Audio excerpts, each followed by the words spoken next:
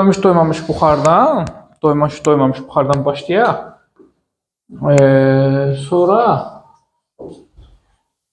Sonra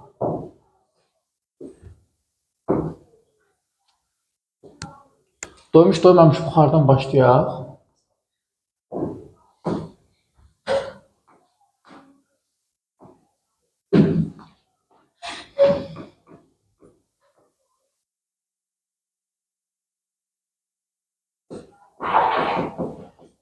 Doymuş doymamış buxar. Birinci işimiz buxar əmələ gəlmək. Yandakı biz hər şeyə baxacaq, dərsə baxacaq. Birinci işimiz buxar necə əmələ gəlir, ona baxaq. Buxar əmələ gəlmə prosesinə baxaq uşaqlar. Buxar əmələ gəlmə necə baş verir? Yenə qab çəkək. İçərisinə biz maye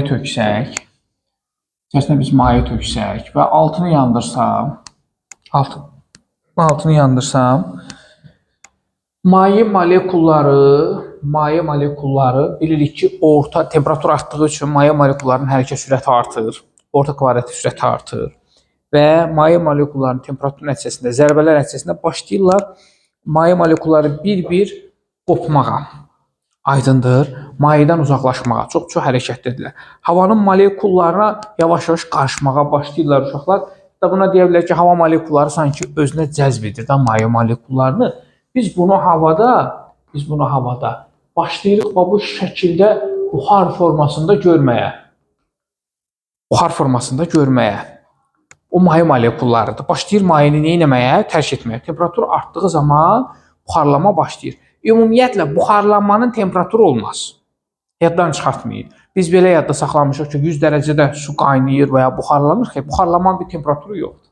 0 dərəcədə də baxarsınız ki, nə bilim, buxarlanma prosesi baş verir. Buxarlanmanın bir temperaturu yoxdur. Aydındır. Buxarlanmanın temperaturu və başlayır maye molekulları suyu tərk etməyə. Suyun üzərinə çıxmağa. Bu buxarlanmanın sürətini müxtəlif yollarla artıra bilərik. 6 dənə yol var. Hansılardır uşaqlar? Biz baxaq, buxarlanmanın necə biz sürətini artıra bilərik. Birincisi, temperaturu artırmaqla. Temperatur artarsa, maye molekullarındakı molekullar mayəni sürətli şəkildə tərk edirlər, aydındır və buxarlama çox sürətli baş verir. Paltar da istivada tez quruyur, müşahidə eləmişsiniz. Su da istivada tez buxarlanır. Yəni, temperatur artdığı zaman buxarlama daha sürətli gedir. Yaxşımı? Nərmin? Birincisi bu. İkincisi, xarici təsir dedik buna. Xarici təsirdən biri uşaqlar küləkdir. Digəri də var, külək. Biz çayımızı soyutmaq üçün üfürürük. Düzdür? Biz çayımızı soyutmaq üçün üfürürük uşaqlar. Niyə üfürürük? Səbəb nədir? Baxın, və yaxud da ki, nəlbəşə tökürük, üfürürük. Səbəb nədir? Birincisi, maye molekulları çıxır. Bax, qabın ağzında bu şəkildə toplanır. Mayenin ağzında bu şəkildə toplanır. Aydındır. Bizim yeni çıxmaq istəyən molekullara mane olurlar. Maye molekulları. Çıxırlar, qabın ağzında toplanırlar. Altdan gələnlərə imkan vermirlər. Aydındır. Biz nə edirik? Külək vasitəsilə onları qovuruq. Maye molekulları üzrən qovuruq. Yenisi nə edir? Çıxır. Qovuruq, yenisi çıxır. Qovuruq, yenisi çıxır və soyuma sürətlənir. Aydındır. Buxarlamanı sürətləndiririk uşaqlar. Ona görə də xarici təsir biz buna külək. Küləyi nə etmək lazımdır? Artırmaq lazımdır. Məsələn, küləkli havada paltar da tez quruyur. Ətrafındakı molekulları qovur, paltar da tez quruyur. Aydındır. Molekullar başlayır, su molekulları başlayır paltarı tərk etməyə. Aydındır. Sonra biz onu küləklə tez qovuruq. Məsələn, azca saçımızı fenləyəndə də, yaş şəkildə fenləyəndə də eyni şəkildə, yəni biz həm külək vurur, həm isti hava vurmuş olur. Maye molekullarını biz qovuruq. Üçüncüsü uşaqlar, səthin sahəsi. Səthin sahəsini nə etmək lazımdır? Artırmaq lazımdır ki, buxarlama sürətli geçsin. Məsələn, mən bu stəkana tökürəm. Bunu stəkan qəbul edək. Tutaq ki, deyirəm ki, bir saniyədə molekuldan, stəkandan 10.000 molekul qopur. Stəkandan, bir saniyədə. Suyu tərk edən 10.000 molekul var. Mən bunu nəlbəkiyə tökəndə və ya böyük bir qaba tökəndə bir saniyədə 20.000, 30.000, 40.000 qopmağa başlayır. Aydındır, sahə nə edir? Böyüyür. Sahə böyüdüyü üçün oradan çıxan molekulların sayı da avtomatik olaraq artır. vahid zamanda elə ki, qopan molekulların sayı artdığına görə buxarlama daha sürətli olur və soyuma tez baş verir. Aydındır. Dördüncüsü uşaqlar, maddənin növünü dəyişmək. Maddənin növündən asılıdır. Maddənin növünü dəyişə bilir. Məsələn, deyirik ki, spirtdir, kerasindir, bunlar tez buxarlanırlar. Spirti əlimizə vururuq, bir kuruk belə fırlayırıq, hələ bir dənə belə isə yoxa çıxır spirt. Aydındır. Amma su belədirmi? Xeyr. Su ilə əlimizi yuyuruq. Hələ bir dəsmala qədər əlimizi 2-3 dəfə belə sirkəliyirik. Sonra gəlirik dəsmala da bir iki kuruk fırlayırıq. Sonra baxırıq ki, hələ əlimiz nəm qalıb. Baxırsan ki, yəni suyun buxarlanması nisbətən gec baş verir. Spirtə nəzərən. Bəs yağ? Yağ çox-çox gec buxarlanır. Məsələn, hələ paltarımıza bir yağ ləkəsi düşürsə, onu şeylə məsələn 6 aya başdan 5 ay 6 ay buxarlanmanı gözləyirsən ki, nə vaxtda buxarlana çıxa gedə. Aydındır, buxarlama çox gec baş verir. Ona görə maddənin növünə görə buxarlanmanın sürəti dəyişir uşaqlar. 5-incisi demək atmosfer təzyiqidir.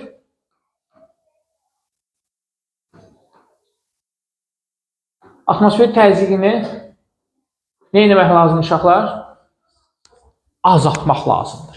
Baxın, atmosfer bu qabın üzərinə təsir göstərir P0-la. Bu molekulların çıxışına mane olur. Bayaqlar biz üfürdük, aydındır. Baxın, atmosfer təzyiqi ilə biz üzərindəki zərrəcikləri də qovuruq, rahat çıxmış olur. Və ya külək yoxdur, amma biz atmosfer təzyiqi necə azalda bilirdik? Yuxarı hündürlüyə qalxırdıq. Hər 12 metrdə 1 millimetr civə sütunu azalırdı. Yadınıza düşdümü? Yüksək yerlərə qalxanda atmosfer təzyiqi az olur. Yəni, bunun üzərinə az təsir göstərdiyi üçün buxarlama daha sürətli baş verir. Başa düşdükmü? Daha sürətli baş verir. Ona görə də, məsələn, qaynama da yüksək zirvələrdə tez baş verir. Məsələn, tutaq ki, 100 dərəcədə deyil, 90 dərəcədə, 95 dərəcədə başlayır qaynama, 82 dərəcədə qaynayır. Ona görə də deyirlər ki, məsələn, yüksək zirvələrdə, yüksək dağlıq ərazilərdə daha çox qızartma yeməklər bişirirlər. Çünki sulu yeməklər tam bişmir. Məsələn, su ilə bişəndə tam bişmir. Səbəb, məsələn, 100 dərəcədə su qaynamalıdır. 100 dərəcədə tutaq ki, ətin tərkibi bölünür, amma 80 dərəcədə su qaynayır. Aydındır, 80 dərəcədə qaynayan da nə deməkdir? Tam öldürmür, tutaq ki. Bu zamanda o temperatur aşağı olduğu üçün 80 dərəcədə o bakteriyalar ölmədiyi üçün təhlükəlidir. Ona görə çox vaxt, məsələn, qızartma yeməyinə üstünlük verirlər. Atmosfer təzyiqini nə etmək lazımdır? Azaltmaq lazımdır. Uşaqlar, 6-cısı nisbi rütubətdir. Nisbi rütubəti nə etmək lazımdır? Bunu da azaltmaq lazımdır, uşaqlar. Rütubətlilik nədir? Nəmişlik. Havadakı nəmişlik. Havada su buxarı deməkdir nisbi rütubət. Havada rütubət çoxdursa, buxarlanma gedərmi? Çox az gedir, zəif gedir. Çünki havada buxar var da artıq. Aydındır. Biz nə etmək lazımdır? Nisbi rütubəti azaldaq, buxar azalsın, nəmişlik azalsın, onda buxarlama daha sürətli baş verir. Baxın uşaqlar, bax bu buxarlanmanın yollarıdır uşaqlar. Buxarlanmanı daha sürətləndirmək üçün 6 dənə biz yoldan istifadə edə bilərik. Bir də qaynama var uşaqlar, qaynama. Qaynama necə baş verir uşaqlar? Qaynama mayenin bütün daxilində gedən buxarlanmadır. Görürsünüz artıq qabın dibindən də buxarlar, hava qabarcıqları başlayır mayenin üzünə doğru qalxmağa. Deyirik ki, İsmail, çox dərs çəkmə. Mayenin, keçənki şey qayıtmadı da inşallah, mayenin bütün daxilində gedən buxarlama nə adlanır? Qaynama. Qaynama nədən asılıdır uşaqlar? Birincisi, temperaturdan. Temperatur artanda qaynama sürətlənir. İkincisi, maddənin növündən. Üçüncüsü, bir də atmosfer təzyiqindən. Yaddan çıxartmırsınız, qaynamanın da temperaturu yoxdur. Bəzən uşaqlar qarışdırır, qaynamanın da. Qaynama 100 dərəcədə xeyir. Təzyiqə görə idarə olunan şeydir. Aydındır. Məsələn, yağ 100 dərəcədə qaynamır. Tutaq 120 dərəcədə qaynayacaq. Yəni 150 dərəcədə qaynayacaq. Məsələn, kerasin də 100 dərəcədə və ya spirt də 100 dərəcədə qaynamalıdır deyə belə bir şey yoxdur. Aydındır, qaynamanın öz temperaturu var. Hətta atmosfer təzyiqində, laboratoriyada atmosfer təzyiqini azaltdığımız zaman qaynamanın temperaturu aşağı düşür. Məsələn, tutaq ki, biz atmosfer təzyiqini azaldırıq, Bir dənə şüşə götürürük, içərisinə su tökürük, kolba ağzını bağlayırıq və oradan havasını sorub çıxardırıq. Baxırıq ki, su 20 dərəcədə qaynayır. Atmosfer təzyiqi az olanda su daha tez qaynamış olur. 23 dərəcədə qaynamaq bilirsiniz nə deməkdir? Su soyuqdur. Amma pak-pak qaynayır, buxarlanır. Demək ki, atmosfer təzyiqi çox ciddi təsir göstərir. Və ona görə də qaynamanın temperaturu olmaz. Müxtəlif temperaturlarda biz bunu qaynada bilərik. Başa düşdükmü? Yəni qaynama üçün müxtəlif mütləq temperaturlar var. Ona aid biz qısa bir videoda baxma imkanımız var. Bilmirəm, burada şeydə tapa bilərikmi onu? Məncə tapa bilərik. Məncə tapa bilərik.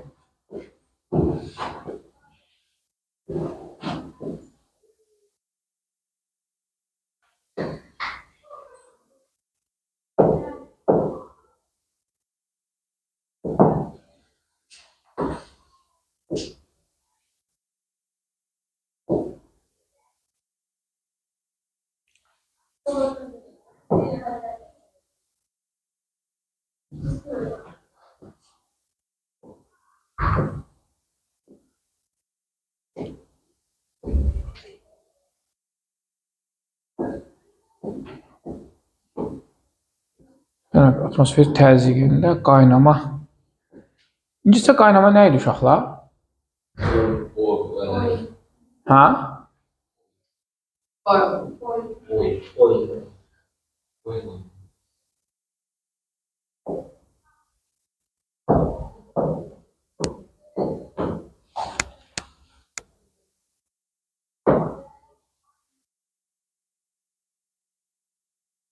Məsələn, buna bir dənə baxaq, sonra bizlərə baxarıq.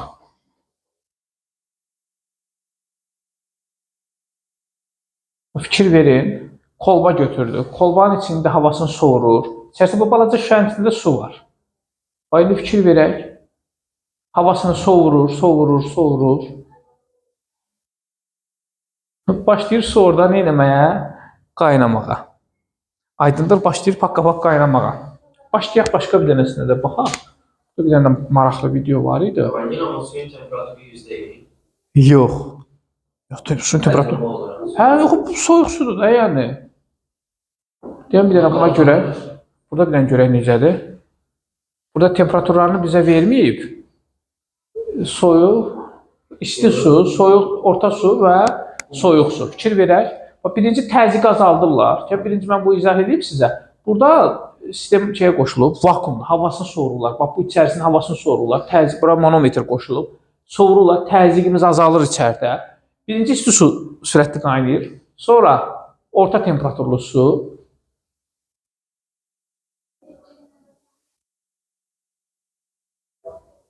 Tam imkan vermədi ki, qaynasın o soyuq. Tam aparmadı. Axıra qədər təcrübəni. Biraz keçsə soyuq su da avtomatik olaraq qaynayacaqdır. Bu bizim dediyimiz o videolar deyil.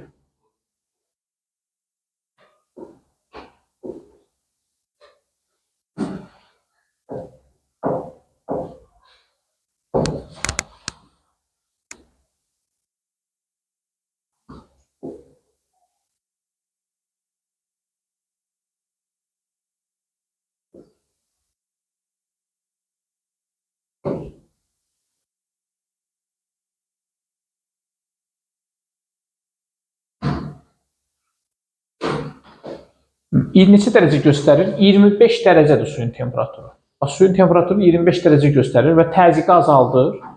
Və 25 dərəcədə su başlayır qaynamağa.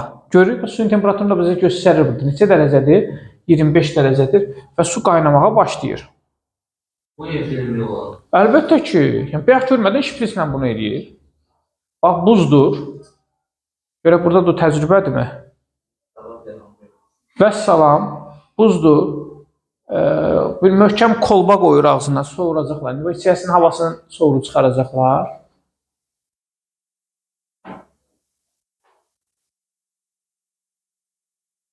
Görək, o təcrübədirmi?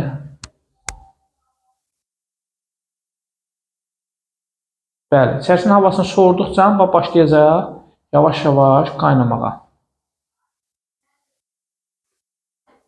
Və başlayır qaynamağa.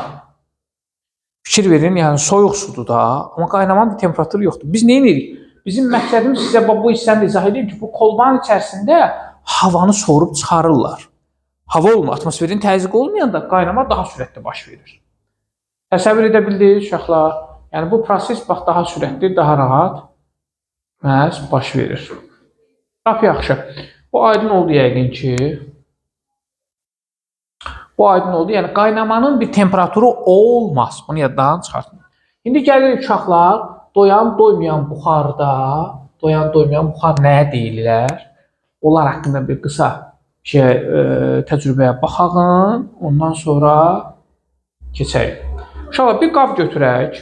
Bir qab götürək. Qabın içərisinə maye ilə dolduraq. Bu maye olsun qabın içərisində. Qabın içərisində maye olsun. Bizim qabın ağzını porşenlə təsvir edək. Buna mütəhərrik porşen də deyilir. Yəni sürüşə bilən porşendən söhbət gedir. Və bura bir qapaq da qoya bilərsiniz. Nə ilə? Siz porşen qoyursunuzsa qapaq qoyun. Sürüşən bir qapaq da ola bilər, porşen də ola bilər. Problem yoxdur belə qab formasında. Və biz bunu altını yandırırıq. Başlayır maye molekulları mayeni nə etməyə? Tərk etməyə. Aydındır. Maye molekulları mayeni tərk etməyə. Qara rəng görünür. Hə, başlayır mayeni tərk etməyə. Yavaş-yavaş mayenin kütləsini nə edəcək? Buxarın kütləsini nə edəcək? Artacaq. Yavaş-yavaş artacaq uşaqlar. Gələcək toplanacaq bu qapağın altında. O yeməyin ki qapağını qaldırır, su tökülür. Görmürsünüz də, çaynikin qapağı və s. Gəlir toplanır bunun altında. Və elə bir hal yaşanır ki, bir nöqtədən sonra bu su hara tökülür? Geri. Qayıdır geri. Və deyir ki, çıxan molekullar qayıdan molekullara bərabər olur bir nöqtədən sonra. Bu hal dinamik tarazlıq adlanır. Artıq nə qədər molekul buxarlansa o qədər də nə edir? Geri qayıdır. Qalxır, geri qayıdır. Aydın olur nəmi? Buna dinamik tarazlıq deyirlər. Deyirlər ki, öz mayesi ilə dinamik tarazlıqda olan buxara doymuş buxar deyirlər. Doyub. Artıq bundan sonrakını nə qədər buxarlandırsaq nəyə çevirəcək? Mayeyə çevirəcək. Aydındır. Bundan sonra çevirdiklərimizi mayeyə çevirəcək. Ona görə də deyir ki, doymuş buxar, doymamış buxarı biz bax doymuş buxara çevirmə prosesi budur. Temperaturumuz artır, maye buxarlanmağa başlayır və gəlib altına dolur və davam edib geri dönür. Buna dinamik tarazlıq deyir İsmail. Çıxan molekul qayıdan molekula bərabər olur və dinamik tarazlıq yaşanır. Deyirik ki, öz mayesi ilə dinamik tarazlıqda olan buxara doymuş buxar deyirlər. Aydındır. Mən götürsəm bu qapağı bura sürüşdürüb gətirsəm, boş yer yaranacaqmı? Düzdür. Onda doymuş buxar nəyə çevriləcək? Doymamış buxara. Bəli. Onda buranı əlavə başlayacaq doldurmağa. Doymuş buxar doymamış buxara çevrilir. Doymamış buxarı da doymuş buxara çevirəcəyik uşaqlar. Birazdan o prosesə sizinlə birlikdə baxacağıq nətər mümkün olur. Doymuş buxar doymamışa, doymamış da doymuşa çevrilir. Bu qapaq təzən elə bir ki, yuxarı çəkdim bunu, yuxarı qaldırdım. Onu doymamışa çevrilir. Ay sağ ol. Yəni yer boşaldı axı. Təzən nə edəcək? O buxar. Hə, tam ora dolandan sonra. Aydındır, tam dolduqdan sonra çevriləcək yəni. Yaxşı, yəni dolduqdan sonra o vaxta kimi hələ, yəni biz onu ani olaraq doymamış vəziyyətə gətirə bildik. Bəli. Uşaqlar. Bəs doymamış buxar nəyə deyirlər? Öz mayesi ilə dinamik tarazda olmayan buxara doymamış buxar deyirlər. Yaxşı, biz demək olar ki, doymamış buxarla işimiz olmayacaq. Bir qaydası qanununu keçməyəcək. Niyə? Çünki doymamış buxar əvvəlki bölmələr, yəni izoproseslərə tabidir. Doymamış buxar. O izoproseslər keçmədiklərmi? İzoxor, izobar, doymamış buxar olardı. Ona görə onu keçmirik. Doymuş buxarı keçirik. Doymuş buxar isə izoproseslərə tabi deyil. Bunun öz qanunu, qaydası var. Özü ayrıca bir savxoz qrup, kolxozu var, sistemi var, ayrıca bir sistemi var. Bax, o sistemə tabidir. Doymuş buxar. Amma doymamış bizim o izoproseslərə tabidir. Ona görə biz doymamışdan işimiz yoxdur. Adını bildik, bəs edir və qrafiklərimizi də görəndə biləcəyik ki, izoproses qrafikləridirsə və ya əvvəlki dərsə aidsə deyəcək bu doymamışdır. Amma doymuşun özünün ayrıca bir sistemi var. Nədir sistemi? Çox rahat Diqqət yetirəcəyimiz məsələ var. Ona bərabər bir diqqət yetirək. Doymamış olur. Harda? Birinci bölüm. Buxarların gelirsə doymamışdır. Bəli. Məsələn, hamısı buxardırsa doymayıb. Bəzən elə bilir ki, doymuş olması üçün maye da olmalıdır, buxar da olmalıdır. Nə yaşanmalıdır? Bir dinamik tarazlıq yaşanmalıdır. Aydındır? Bir dinamik tarazlıq yaşanmalıdır. Doymuş olması üçün. Maye da olmalıdır, buxar. Tam maye de doymuş sayılmır, tam buxar da doymuş sayılmır. Həm maye olmalıdır, həm buxar olmalıdır. Yaxşı, doymuş buxarın 2 dənə qaydası var. Diqqət yetirəcəyiniz bu 2 dənə qayda vacibdir uşaqlar. Doymuş buxarda uşaqlar, birincisi temperatur konstantdır, T konstantdır. Bəli, T konstantdır. İkincisi V konstantdır. Uşaqlar, temperatur sabitdir. Birinci hal, temperatur sabitdir.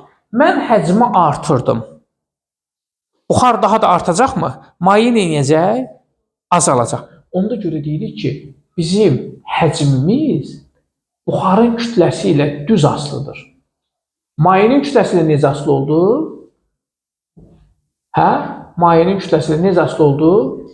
Tərs. Aydındır. Doymuş buxardır.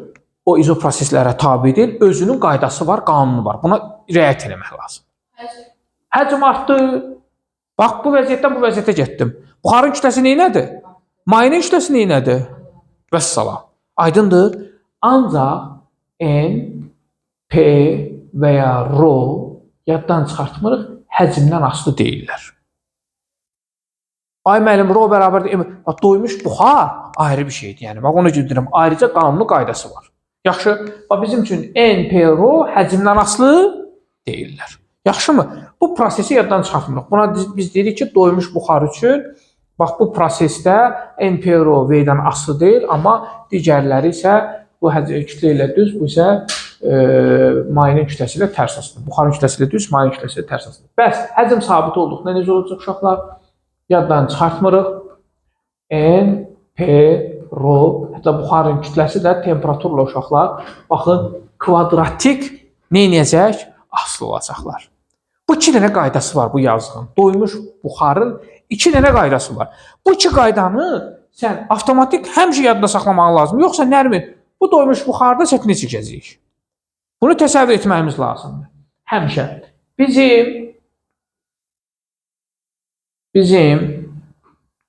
Biz bunu buradan belə ayıraq bura qədər.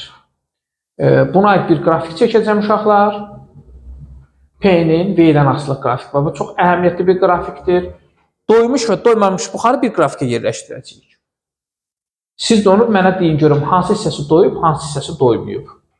Bura qədər bunu çəkmiş olum. Burada da başqa bir qrafik çəkirəm uşaqlar. Təzyiqin temperaturdan asılı qrafiki. İndi siz mənə deyin görün, bunun hansı hissəsi doyub, hansı hissəsi doymayıb. Doyub, ikincisi doymuyor. Birincisi doyub, ikincisi doymayıb. Mən bura bir dənə A desəm, bura B desəm, A doyub, B doymayıb. Və burada A doymuyor, B doymuyor. bax, bura A desəm, bura B desəm, A doyub, B doymayıb. Yaxşı, çünki bax, hamısı necə asılıdır doymuş buxar üçün? Kvadratik, hə? Baxın, uşaqlar, bunu siz özünüz təyin edəcəksiniz. Xahiş edirəm, diqqətli olun ki, yadınızdan çıxmasın. Yəni, başa düşürükmü, Nuray? Bu hissədə çətinlik olmadı. Niyə? Qrafikdə P, N, P, Rho həcmdən asılı deyilsə, necə doymuş buxardır? Amma P, V-dən tərs asılıdır. Nəyə aid idi? İzoproseslərə. Burada varmı tərs asılılıq P, Rho-da? Ona görə də bu burada yoxdur. Demək ki, o nəyə aiddir? Doymamışa.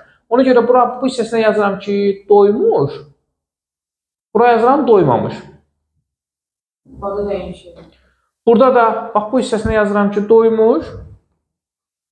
Bura yazıram, doymamış. Hə.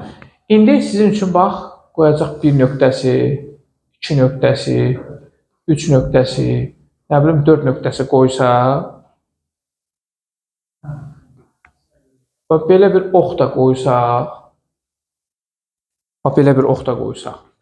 1, 2, 3-ə doğru və 4-ə doğru getdikcə və nöşərən görünür hərəkət üçün. Soruşa bilər bizdən ki, M buxar 1, Qoy ağla yazaq ki. M buxar 2, M buxar 3, M buxar 4. Rho 1, Rho 2, Rho 3, Rho 4. N1, N2, N3, N4. Bax bunları müqayisə edin. Subhan, dünya vezinə deyil ha. Sən heç bir şey dünya vezinə deyil, heç buna mali olmadı. Yəni qoy başa düşsün. Hə. Bəli, buna bir dənə fikir verək. Buna bir dənə fikir verək. Uşaqlar, birinci bu hissəsinə baxın, görün. Buradan 3-dən 4-ə həcm kiçilirmi? Həcm sıfıra doğru gedə kiçilir. Həcm kiçilirsə, buxarın kütləsi də bu doymuşda nə edəcək onda? Düz astıqda. Bu da azalmış olar. Sağ olun, təşəkkür ederim. Sağ olun. Açın kitablarıdır. Həmişə yaddan çıxır qalır. Family Friend Family Friends kitabı. 3-dür. 3 aldım mən. Aldınız? Oldu. Hə, təzəlikcən almışam mən. Təzəlikcən almışam. Şeydir, nə vaxt Dünən aldım. Dünən aldım. Dünən aldım. Dünən arşivdə yoxdur məndə. Tutmaz evə gətirib çatdıramamışdım da. Başa düşdüm. Çox sağ Bir dənə deyəcəm mən. Sizin dediyiniz gətirin qoydum da şeydə. Siz sağ olun. Hə. Baxın, buradan həcm kiçilir, sonra buxarın kütləsi azalacaqmı? Bu hissəsində. O zaman deyə bilərik ki, 4-də buxarın kütləsi az olacaq. Onda 3 4-dən nədir? Böyükdür. 3-ün kütləsi 4-dən böyük. Bəs 1, 2, 3 nöqtələrində uşaqlar doymamış hissələrdə buxarın kütləsi dəyişmir. Aydındır, temperatur da sabitdir. Buxarın kütləsi dəyişmir. Onda deyərik ki, 1, 2-yə, 2, 3-ə nədir? Bərabər. 3-ə qədər dəyişir. 3-dən sonra dəyişəcək. Aydındır. 3-dən sonra artıq dəyişməyə başlayacaq. Bəs rolar necədir uşaqlar? Baxın, 3-4 hissəsində rho dəyişirmi? Onda bunlar bərabərdir. Onda n də dəyişmir. Aydındır. Bəs yaxşı, 1, 2, 3-ə doğru getdikcə həcm nə edir? Xeyr, həcm azalmağa doğru gedir. Təzyiq artır. Həcm sıfıra doğru yaxınlaşır. Bu sıfır xətt deyil. Həcm azalmağa doğru gedir. Həcm azalırsa, sıxlıqla konsentrasiya artır. Onda deyərik ki, 3 2-dən böyükdür, 2 də 1-dən böyükdür. Başa düşürük Fatimə. Niyə? Çünki bu tərəfə gedir, bu tərəfə getmir yəni. Oxu belə qoysaydım həcm artardı onda. Oxu belə qoyuram, həcm hara doğru gedir? Azalmağa doğru. Onda konsentrasiya ilə sıxlıq nə edir? Artır. Yəni bizim üçün doymuş-doymamış buxar testi rahat deyil. Bir dənə bunu doğru analiz etmək lazım. Bu doğru analiz edə bilsəz çətinlik olmaz. Bax bu qrafiki doğru, bir də bu qrafiki doğru analiz etmək lazımdır. Bax, indi bura 1 nöqtəsi, bura 2 nöqtəsi, bura 3 nöqtəsi və bura 4 nöqtəsi qoymuş olsaq, baxın, birdə maye çoxdur, buxar azdır. Başlayır temperatur şiddətlə artmağa. Onda buxarın kütləsi arta gedəcək, mayenin kütləsi azalacaq. Gəlib 3 nöqtəsində buxar təmiz, maye təmiz çevrilib olacaq nə?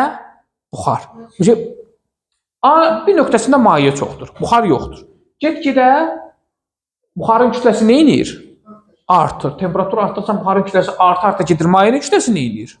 Azalır. Gəlib 3 nöqtəsinə çatanda artıq maye qalmır. Hamısı çevrilir olur nə? Buxar. Birazdan indi ona deyəcək ki, o əyri böhran əyrisin. Təmiz olur buxar. Sonra da buxar qıza-qıza nə edəcək? Gedəcək. Və belə bir ox qoysam, buxar sonra qıza-qıza 3-dən 4-ə də buxar qızacaq. Nuray, bir şey başa şişmədi Nuray. Yəni A nöqtəsində, bir nöqtəsində maye doludur, çoxdur. Sonra temperatur artırır, maye azalır, buxar artır, buxar çoxalır, maye azalır, axırda maye təmiz yoxa çıxır, hamısı olur buxar. Sonra buxar qızmağa başlayır. İndi ondan bizdən soruşar ki, məsələn, M buxar 1, M buxar 2, M buxar 3, M buxar 4. Hətta maye də yaza bilərsə, bura da yaza bilərsiniz, bura da yaza bilərsiniz. Məsələn, M maye 1, M maye 2, M maye 3, M maye 4. Yazarsınız yəni, biri artanda biraz az. Rho 1, Rho 2, Rho 3, Rho 4. N1, N2, N3, N4. İndi baxın, buxarın kütləsi birdə azdır, mayenin kütləsi çoxdur. Ona görə bu bundan böyükdür, bu da bundan böyükdür. Amma 3-4 hissəsində artıq buxar təmiz buxardır, sadəcə buxar qızır. kütləsi dəyişməyəcək. Aydındır. İndi maye necə olar? 1-dən maye çoxdur 2-dən, 2 də çoxdur neçədən? 3-dən. 3 ilə 4 bir-birinə bərabərdir. Hətta biz bunları təqribi dərəcə 0 da götürə bilərik. Çünki orada maye qalmır. Hamısı nədir? Buxardır. Aydındır? Çox rahat götürür. Bəs rho-ya uşaqlar bax 2-də artır. Onda deyək ki, rho 2 rho 3-dən, rho 2 də rho 1-dən. Bunlar da bərabər. Bəli, eyni buxar kimi yaza bilərik. Bəli, bunlar bundan böyükdür, bu da bundan küçükdür. Çünki maye molekulları artdıqca konsentrasiya sayı arta gedir. Üstə konsentrasiya full olur, say dolu olur. Artıq 3-dən 4-ə də qızmış olur. Yaxşı, baxın, doymuş və doymamış buxarı bu ikisinə görə ayıracaqsınız. Bu ikisini başa düşən adamın sıxıntısı olmayacaq. Başa düşməyən də həmişə sıxıntı yaşayacaqsınız. Bu ikisini doğru analiz edin. Doymuş və doymamış hissələri indi doğru analiz edin. İndi gələyin doymuş buxarı necə doymamış buxara çevirərik? Doymamış buxarı necə doymuş buxara çevirərik ona baxaq. Aydındır? İndi birinci bu qrafika baxaq. Bax, bu hissəsi doymayıb ki. Düzdür? Nə deyirəm? Proses temperatur sabitdir. İzotermik sıxılma nəticəsində həcm neyindir? Azalır. İzotermik sıxılma nəticəsində doymamış buxar çevrildi doymuş buxara. Bəs oxu tərsinə qoysam nə olar? İzotermik genişlənmə nəticəsində doymuş buxar nəyə çevrildi? Bax, burada da görürsünüz. İzotermik genişləndirdik, doymuş buxar çevrildi doymamış. Təsəvvür edə bildin? İndi gəlirik buna. İzoxor prosesdir. Burada V konstantdır. Da yuxarıda yazmışıq ki, yəni V konstantdır. İzoxor qızma zamanı doymuş buxar çevrilir doymamışa. İzoxor soyma zamanı isə doymamış buxar doymuş buxara çevriləcək. Bu proseslərdə doymuş buxarı necə doymamışa, doymamışdan necə doymuşa çevirməyin artıq siz özünüz qrafiki görən kimi qərar verə biləcəksiniz. Aydındır? Laf yaxşı.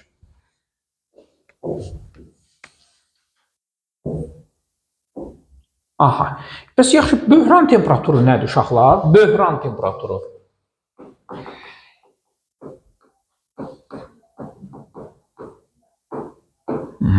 Böhran temperaturu elə bir temperaturdur ki, böhran temperaturu o temperatura çatanda maye qızır, buxara çevrilir, başlayır buxar qızmağa. Maye ilə onun doymuş buxarı arasındakı fərq itir.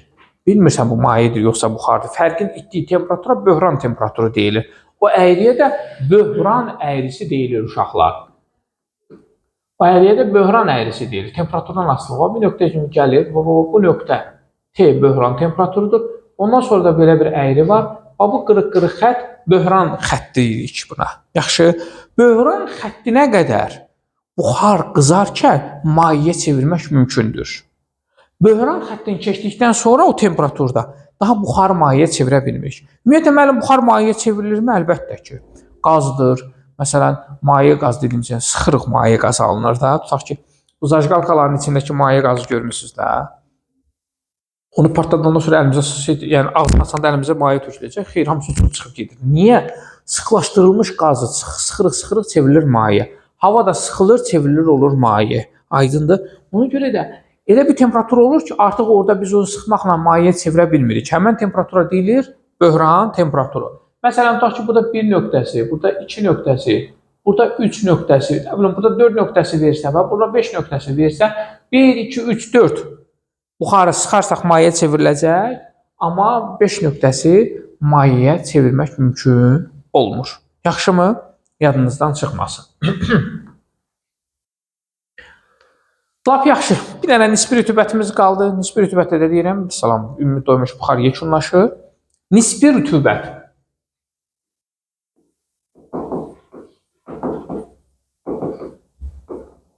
Nə ilə ölçülür uşaqlar? Rütubətlilik uşaqlar psixrometr, tük higrometr, bax bu cihazlarla ölçülür. Psixrometr cihazdır, qoyuruq otaqda, nəmişliyi ölçür, otağın nəmişliyini. Bəzən bağçalarda da ola bilir, parniklərlə quraşdırırlar. Uşaq otaqlarında da bunu quraşdıra bilirsiniz. Yəni ki, otaqdakı nəmişliyi, evdəki nəmişliyi ölçsün. Bəzən tük higrometr də deyirlər. O tük higrometr köhnə vaxtlar daha çox istifadə olunurdu. İndi də tük higrometrin iş prinsipi insan tükünün uzanmasına əsaslanır. Nəmişlik havadan, rütubətlilik nəmişlik deməkdir. Nəmişlik havada insan tükü tez uzanır. Aydındır, insan tükünün uzanmasına əsaslanır. Yaddan çıxartmayın, tük higrometr. Bir psixrometr var, bir də tük higrometr var uşaqlar. Psixrometr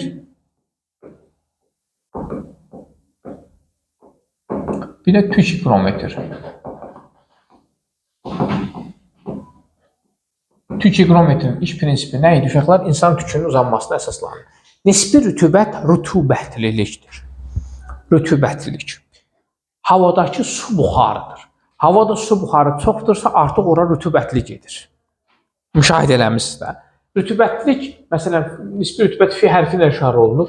Havada su buxarından asılıdır. Buxarın kütləsi çoxdursa, onda rütubətlilik çoxdur. Buxarın kütləsi çoxdursa, onda onun konsentrasiyası deməkdir, say çoxdur. Havada su buxarı çoxdur. Su buxarı çoxdursa, onun təzyiqi çoxdur. Təzyiqi çoxdursa uşaqlar, ona parsial deyəcəyik bəzən təzyiq. Onun mütləq rütubəti çoxdur. Yəni sıxlığı çoxdur. Buna deyirik mütləq rütubət. Rütubət. Mütləq rütubəti çoxdursa uşaqlar, onun yaş termometri çoxdur. Yaş termometr nədir? Ona sizlə birlikdə baxacağıq. Yəni nisbi rütubətin ümumi düsturu rahatdır, amma nisbi rütubəti başa düşməyimiz üçün mən sizə bir balaca otaqlarla izah verəcəm. Artıq rütubətlikdə bir çətinliyiniz olmayacaq. Bir dənə otaqları doğru başa düşməyimiz lazımdır uşaqlar. İki dənə otaq ayırırıq. İki otaq ayırırıq uşaqlar. Yazıram ki, otaq 1, otaq 1, otaq 2. Otaq 1 olsun, zal mı, salon mu deyirsiniz, evinizin otağın biri olsun, məsələn, salon.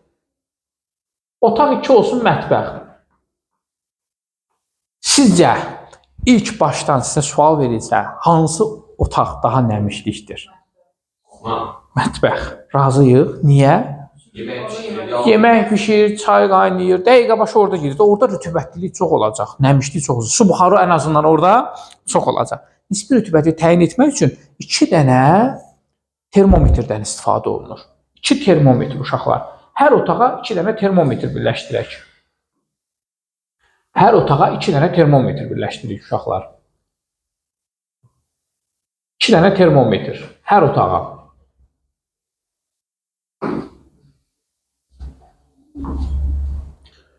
Termometrlərimiz birləşdirilibsə, bunların hər ikisinin göstərişləri eyni olacaq. Quru termometrlərimizdə tutaq ki, hər ikisinin göstərişləri eyni olacaq. Əgər bura 25 dərəcədirsə, onda burada 25-dir. Aydındır.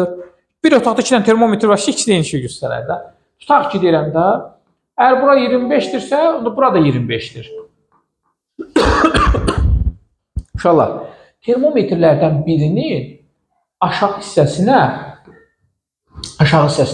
yaş dəsmal bükülür. Sulu dəsmal bükülür. Bu olur quru termometr. Bu nədir? Yaş termometr yazar. Yaş termometr. Birinə məhz biz bura yaş dəsmal bükürük. Yaş dəsmal bükdüyümüz üçün termometrin temperaturu düşəcək, məsələn, tutaq ki, aşağıya.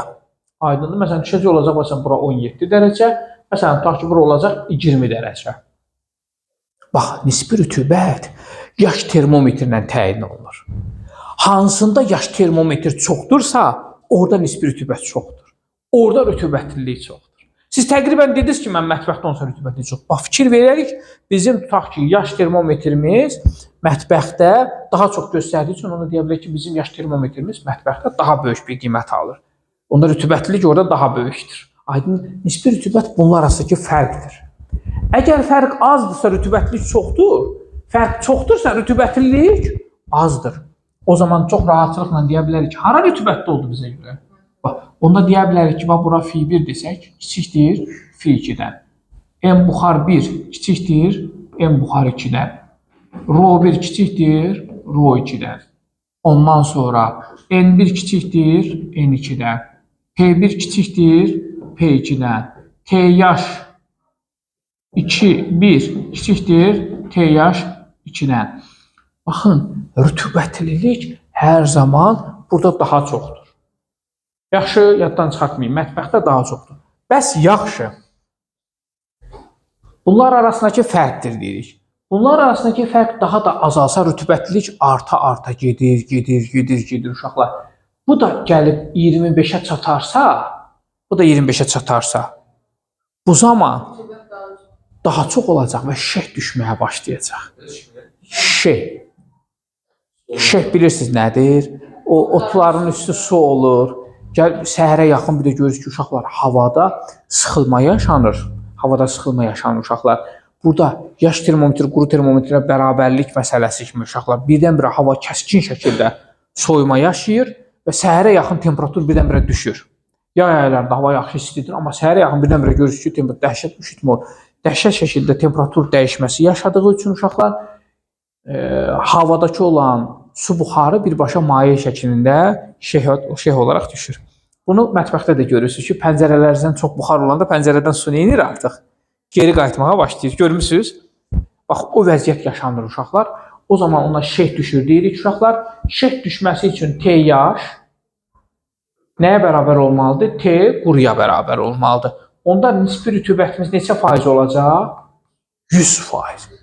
Səbəb nədir? Nisbi rütubətin düsturu nədir uşaqlar? Fi bərabərdir. P bölünsün P0 vur 100%. Fi bərabərdir, nə bilim, rho bölünsün rho 0 vur 100%. Nə bilim, fi bərabərdir, M buxar bölünsün M buxar 0 vur 100%. Bunlar hamısını yaza bilərik də. Əgər bunlar bir-birlərinə bərabərdirlərsə, nisbəti 1 vur 100 olur 100%. Bax, fi 100% olarsa nə düşəcək? Şeh düşər. Yadınızdan çıxartmayın. 100% olanda şeh düşür. Quru termometr, yaş termometr bərabər olur və şeh düşməyə başlayır. Şeh nöqtəsini də metal higrometrlə ölçürlər.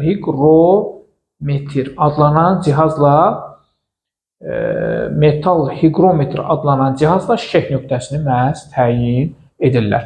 P nədir? P0 nədir? Rho nədir? Rho 0 nədir? M buxar nədir? M buxar 0 nədir? Unutmayın, yuxarıdakı həmişə doymamışdır. Doymamış. Buna havadakı su buxarının təzyiqi deyirlər. Parsial təzyiq. Məxrəzdəki nədir uşaqlar? Doymuşdur. Veriləcək, ona görə sən yerinə qoyacaqsan. Doymuş buxar bu qədərdir, doymamış buxar da sən.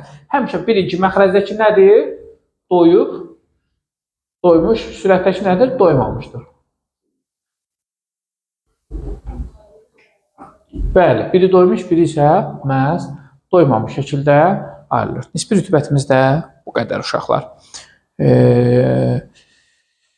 Başqa sualımız deyəcəyiniz varsa bildirin.